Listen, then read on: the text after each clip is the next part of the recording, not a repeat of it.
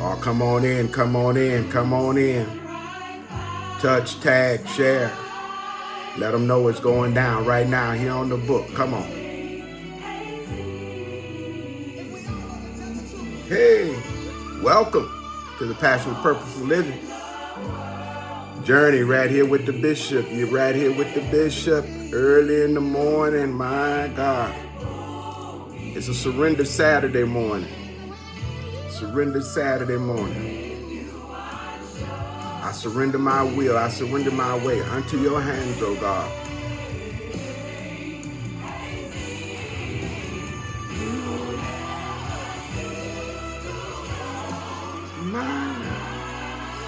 You blow my mind each and every day, God. Come on, bring them on in, y'all. I count it a honor. I count it a privilege. You're amazing. You're amazing. Miss Diane, good morning. Miss Wilma, good morning, ma'am. Bless you. Miss Veretta, my iChurch administrator. How you doing there, girlie? Bless your heart. Bless your heart. Miss Evelyn Marshall, good morning. Bless you, bless you, bless you. Minister Veronica, good morning. Bless you. Miss Liz, how you doing, ma'am? Bless you. Miss Audrey Rucker, good morning. Sister Pastor Florine Hilson, Yada, good morning, good morning, good morning. Y'all touch, y'all tag, y'all share. Bring them on in this morning. Miss K, come on now. Coming in from the Shy. Bless you, bless you. Miss Mary Richardson, good morning. Minister Sheldon, Deacon Latanya, good morning, good morning, good morning. Manuel Davis, good morning, sir.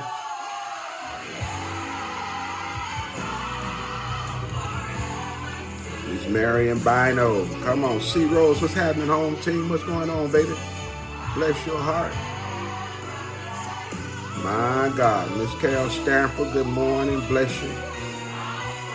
Miss Marla Adams McRae, good morning, good morning, good morning.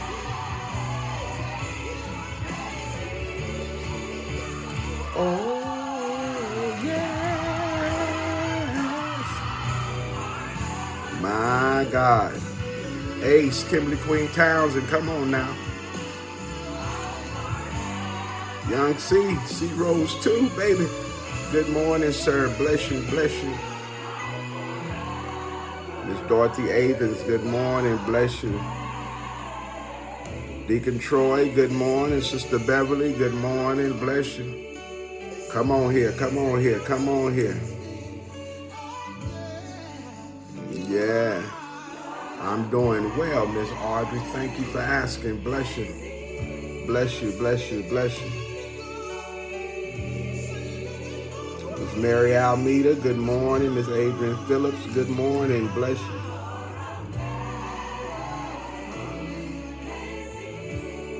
You're amazing, God. You're amazing. You're amazing. You're amazing.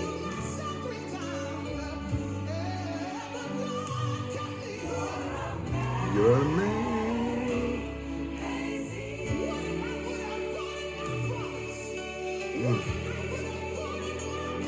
Wow. What if I would have aborted my promise, but God kept loving you in spite of you, in spite of your flaws, in spite of your proclivities? God kept right on loving you. He kept right on covering you. He kept right on keeping you. Come on. Somebody gonna get this thing this morning. My God. Miss Sharon Young, good morning. Bless you.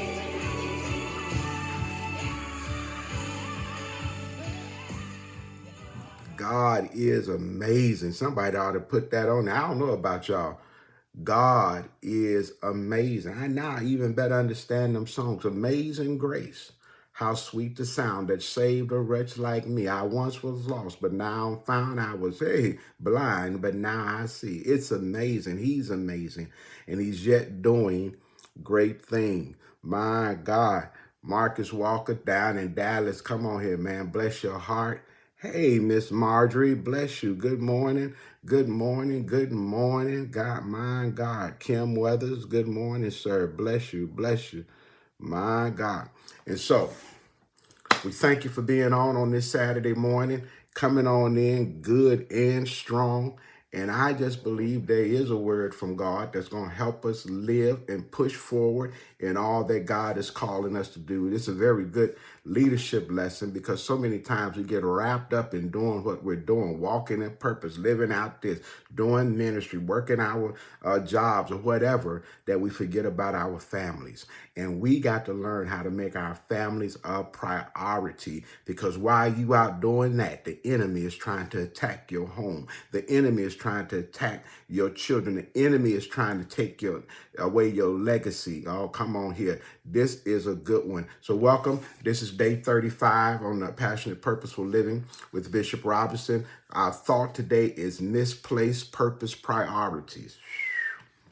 Misplaced purpose priorities. Today's sub thought to think about is don't forget about home. Ooh. Y'all say, how you gonna do this on a Saturday morning? Background reading once again is 1 Samuel 30, key verse number 1. It says, now it happened when David and his men came home to Ziklag on the third day, they found that the Amalekites had made a raid on Negev, the south country, and on Ziklag, and had overthrown Ziklag and burned it with fire. They were out doing what they were supposed to do. They were out doing fighting. They were out, come on here. But when they got back home had been attacked. Somebody gonna get this thing and shout with me. All right. See, as we walk our purpose, oftentimes, my beloved, we are consumed with doing everything we can to fulfill that which God has on our lives. We become so consumed that we tend to miss the important part of purpose on our lives, and that is our families. Preachers and pastors, come on here, have lost their families while ensuring that others get the needed help in the counseling that they need. Many times we come home depleted and literally on empty, with nothing left for our first assignments, which is our family. And I wish y'all would just catch that, put that on the book. Say, my first assignment is my family. My first ministry is my family. My prayer is that this lesson will help us all to never forget about our families. Are you listening to me? We should never forget about our families as we go about fulfilling the purpose that's attached to our lives. You got to know there is purpose attached to your life. There's a great assignment attached to your life. But watch this. That assignment is not more important than your family. The commentary of the text of this text is probably the saddest that you'll read in the Bible. The text says, now it happened when David and his men came home to Ziklag. Now it happened when they got back to the house had been overthrown and burned with fire. Come on here. Y'all better touch tag and bring some people on in. There's some pastors, there's some preachers, there's some ministers, there's leaders who need to hear this morning. Make sure you share this with them. They got back and the house had been overthrown. The house had been taken over. This will be our stories too, y'all, if we have misplaced priorities as it relates to our purpose. You can spend all your time, listen to me good. You can spend all your time fighting for others and saving others, but then what should be important to you is being overthrown and being burned with fire. I need to emphasize it again. I need to reiterate it again. On this purpose journey, do not forget about home. I hope I'm helping somebody. Here's a leadership point that every leader must grab from this text. And that is this. Watch this. How we manage our purpose priority is not only a lesson for us, but for all that are following us. Get this. When we don't manage our purpose priorities, we teach others how not to manage purpose priorities. They're looking at you. They're watching you. And when you put everything ahead of your family, you're teaching everyone up under you to put everything ahead of their families. I'm trying to help somebody up here. I tell people all the time, my first ministry, oh God, is my wife and my family. Y'all ain't saying nothing. Too many times, look at this. We're public successes and private failures. Good God, I just said something. And I refuse to live my life being a public success. People shouting and screaming my name, giving me all these great accolades, but my family has been overthrown. I wasn't able to help them be safe from the attack. Watch this. When we don't manage our purpose priorities, we teach others how not to manage that. Watch this. They're being loyal to a leader. Watch this, but they're not being loyal to the family. So now, not only have your family been taken captive, but the men who are following you have lost their families also. Oh my God, we in a mess. Are y'all listening?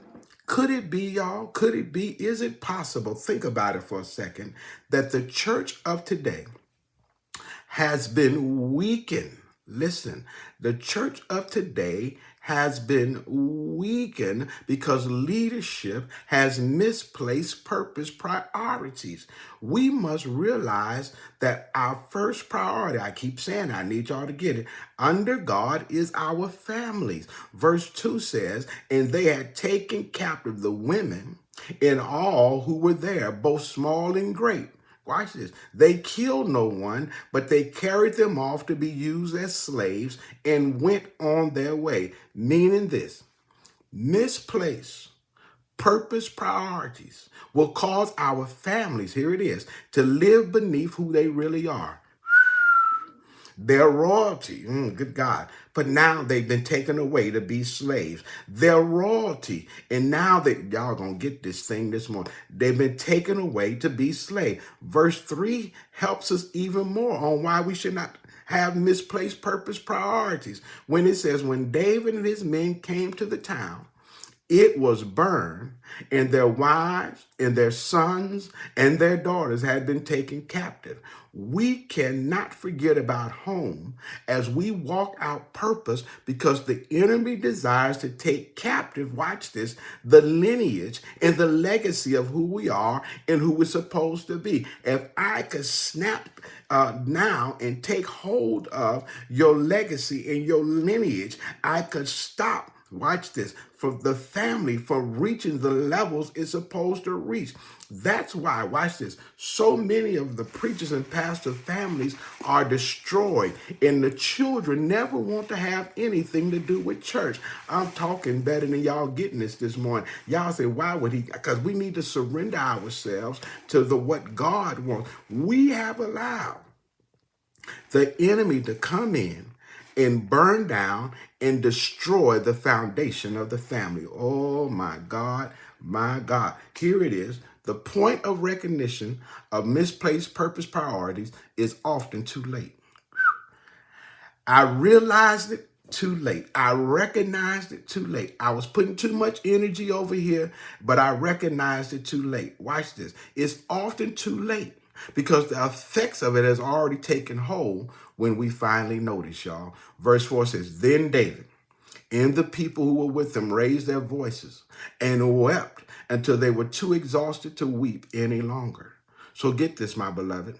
You're exhausted about and by the situation, but much of the exhaustion has come because you have expended all your energy fighting other battles while your family was being taken captive.